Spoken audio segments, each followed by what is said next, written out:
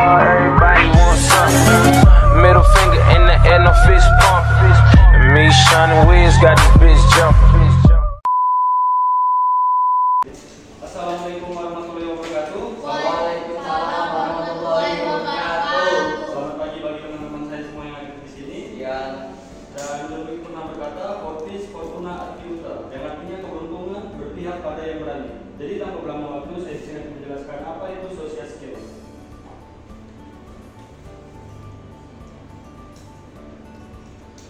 Nah, di sini ada pengertian social skill, yaitu social skill adalah kemampuan individu untuk berinteraksi, berkomunikasi, dan berkolaborasi dengan orang lain secara efektif dalam berbagai konteks sosial. Ini mencakupi berbagai keterampilan seperti kemampuan berbicara dan mendengarkan dengan baik, memahami dan merasakan perasaan orang lain, kemampuan untuk memecahkan masalah, mengelola konflik, serta berpartisipasi dalam kerjasama dan kerjasama tim.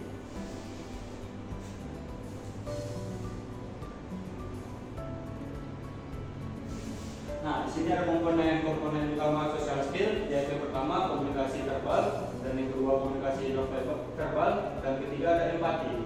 Jadi di sini komunikasi verbal itu melibatkan kemampuan seseorang untuk menyampaikan pesan secara jelas dan efektif melalui kata-kata. Hal ini juga mencakupi komunikasi verbal, dan komunikasi non verbal ini mencakupi bahasa tubuh, ekspresi wajah, dan kontak mata yang dapat memberikan banyak informasi tambahan selain dari kata-kata yang diucapkan. Ekspresi non verbal ini seringkali mempengaruhi cara pesan disampaikan dan diterima. Jadi empati ini adalah kemampuan untuk memahami dan merasakan perasaan orang lain. Dengan memiliki empati, seseorang dapat mengembangkan hubungan lebih dalam dan lebih bermakna dengan orang lain, serta merespon dengan cara yang lebih memadai terhadap kebutuhan dan perasaan mereka. Nah, jadi di sini ada pengembangan komunikasi efektif, yaitu teknik komunikasi dan aktif mendengarkan. Ya, teknik komunikasi itu menggunakan kalimat seperti jelas dan ringkas dan menghindari kata-kata yang ambigu. Ya, dan sedangkan aktif mendengarkan memberikan perhatian penuh atau menggunakan teknik parafrase.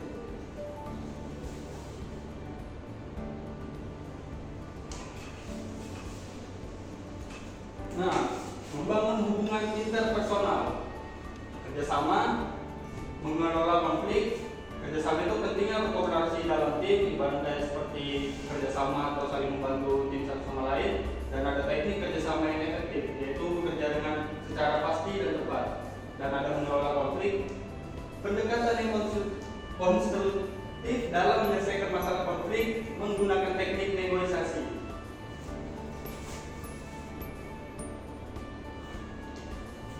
Dan di sini ada keterampilan sosial di tempat kerja, dan itu sangat penting. Dari antara lain adalah kolaborasi tim dan jaringan profesional. Pentingnya sinergi dalam tim, teknik unik untuk meningkatkan komunikasi tim, dan ada jaringan profesional, cara membangun dan memelihara jaringan profesional. Pentingnya etika dalam jaringan di dunia pekerjaan.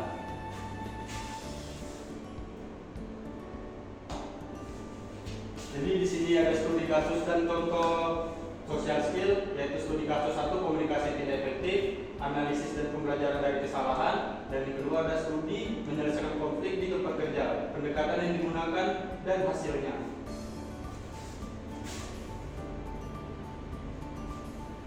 Jadi di sini ada tips dan trik untuk meningkatkan social skill, yaitu antara lain latihan social skill, praktik dalam kehidupan sehari-hari, mengikuti workshop dan seminar, dan ada flashback konstruktif, cara meminta dan menerima umpan balik, menggunakan umpan balik untuk perbaikan diri.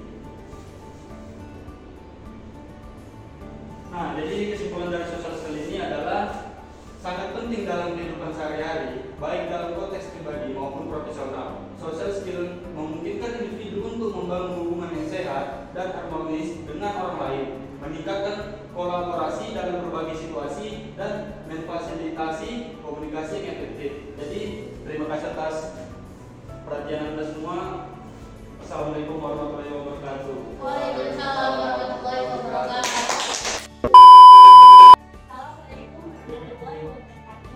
Waalaikumsalam warahmatullahi wabarakatuh. Iya.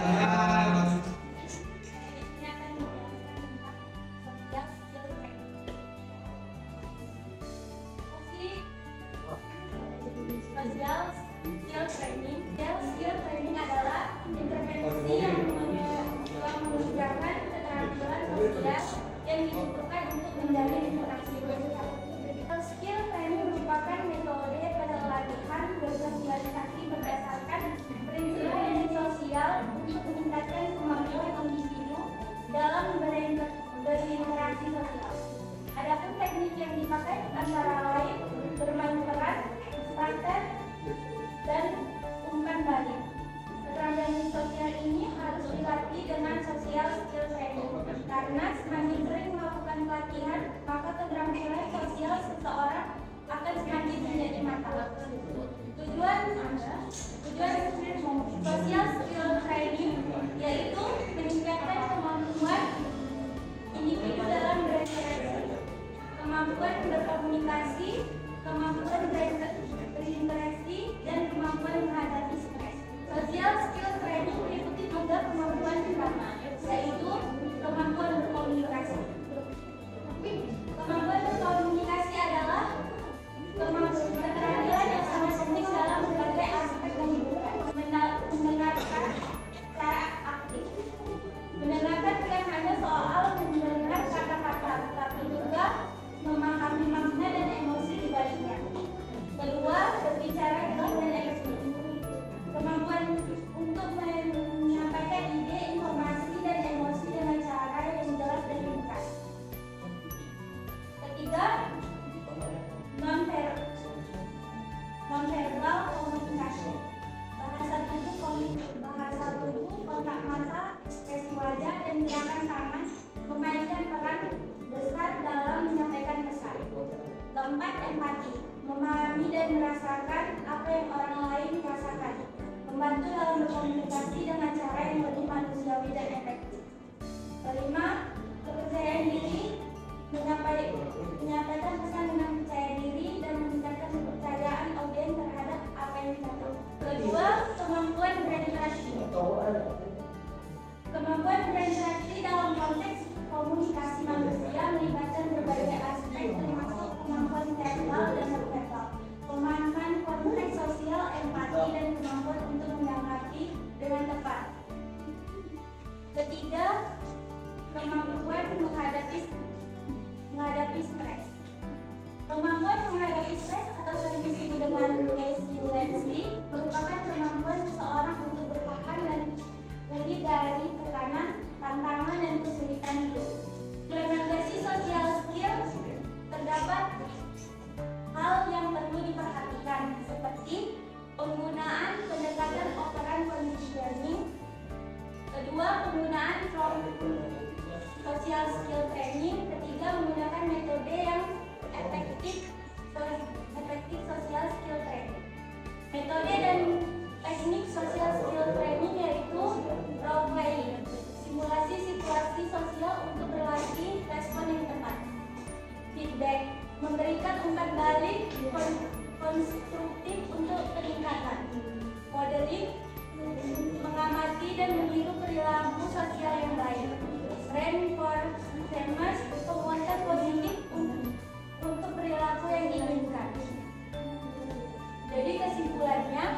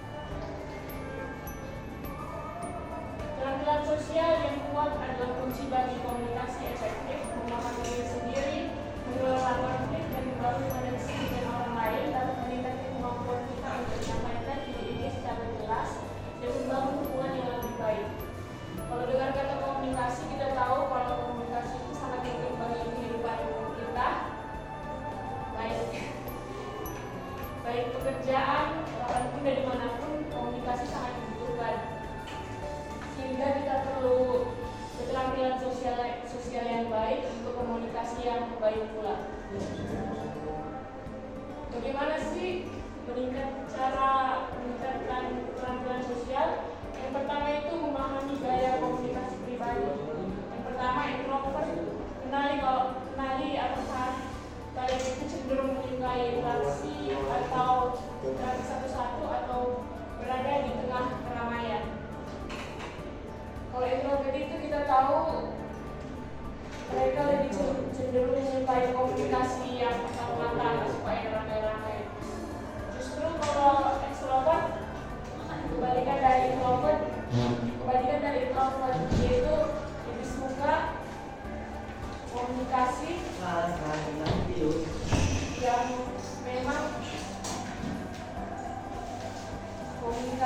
yang memang tidak membosankan. Contohnya komunikasi dengan banyak orang.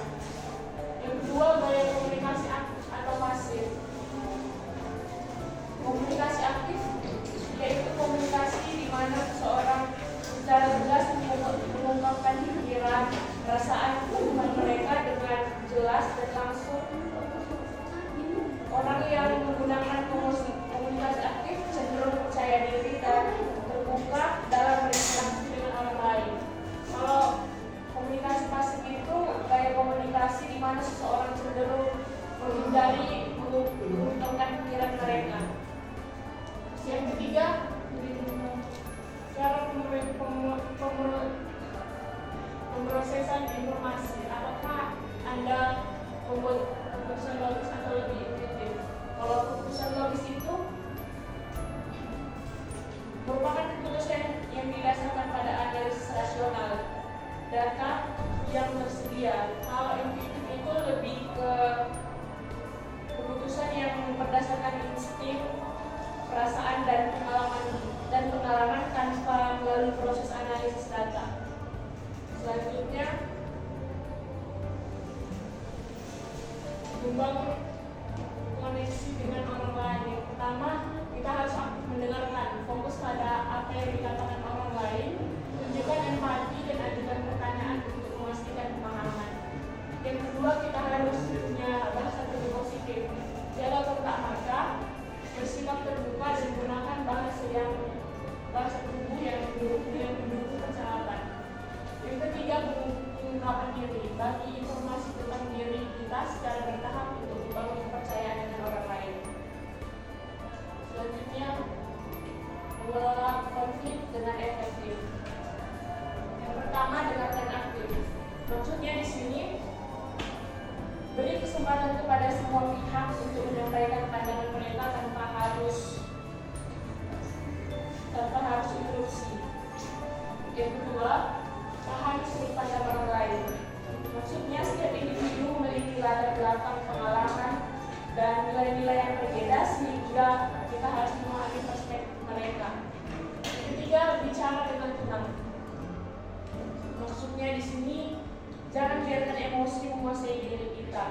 Bersikap tenang dan objektif membantu dalam menyelesaikan konflik secara konstruktif. Selanjutnya, cari solusi bersama. Maksudnya,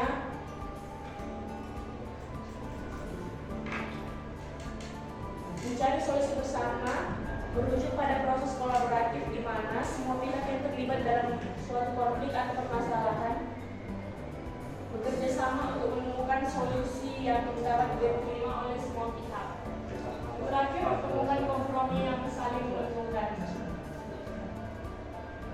Mencari solusi di mana semua pihak mendapatkan manfaat atau keuntungan meskipun mungkin harus melakukan beberapa pengorbanan atau kesepakatan untuk mencapainya. Ini berarti tidak ada pihak yang mendominasi atau mengalami kerugian besar dalam proses penyelesaian. Terakhir, melatih keterampilan sosial. Yang pertama, praktik presentasi. Latihan berbicara dengan orang lain untuk meningkatkan kepercayaan diri. Yang kedua, cari umpan balik, minta masukan dari orang lain untuk mengetahui area yang perlu ditingkatkan. Yang ketiga, refleksi diri. Evaluasi kinerja dan cari cara untuk terus mengembangkan keterampilan kita. Yang terakhir, belajar dari mentor, temukan mentor yang dapat membimbing dan memberikan saran berharga. Itu saja yang bisa saya sampaikan. Terima kasih.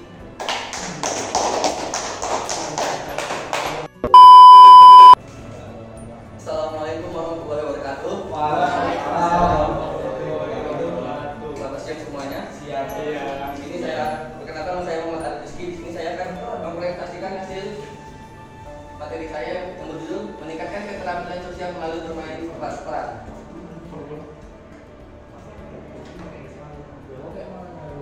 Keterampilan sosial merupakan bagian penting dari perkembangan anak. Namun masih banyak anak yang belum memiliki keterampilan sosial yang baik. Bermain peran adalah salah satu metode yang efektif untuk meningkatkan keterampilan sosial pada anak. Selanjutnya, metode bermain peran. Metode bermain peran adalah strategi yang digunakan untuk meningkatkan keterampilan sosial pada anak. Dalam metode ini, anak-anak dibantu untuk berperan sebagai tokoh atau karakter dalam situasi yang diinginkan, seperti peran keluarga, pekerjaan, atau dongeng.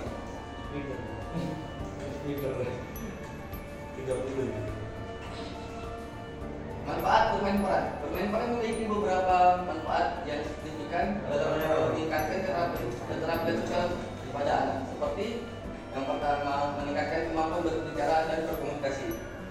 Ini adalah keterampilan yang penting untuk dapat berdampak positif dalam berbagai aspek kehidupan, baik pribadi maupun profesional pada suatu saat nanti. Yang kedua, meningkatkan kemampuan berinteraksi dengan teman. Ini adalah langkah penting untuk membangun dan memperkuat hubungan sosial. Yang ketiga, meningkatkan kemampuan berpikir kritis dan kreatif. Yang keempat, meningkatkan kemampuan beradaptasi dengan situasi yang berbeda. Contoh implementasi. Contoh implementasi metode bermain peran dalam meningkatkan keterampilan pada anak. Satu, menjadikan peran sebagai tokoh dalam dongeng. Kedua, menjadikan peran sebagai anggota keluarga. Dan yang ketiga, menjadikan peran sebagai pekerjaan. Kesimpulan dari bermain peran. Kesimpulan dari bermain peran adalah untuk meningkatkan keterampilan sosial pada anak. Dengan menggunakan metode ini, anak-anak dapat meningkatkan kemampuan berbicara, berinteraksi, berpikir kritis, dan beradaptasi dengan situasi yang berbeda. Oke, sekian dari saya. Wassalamualaikum warahmatullahi wabarakatuh.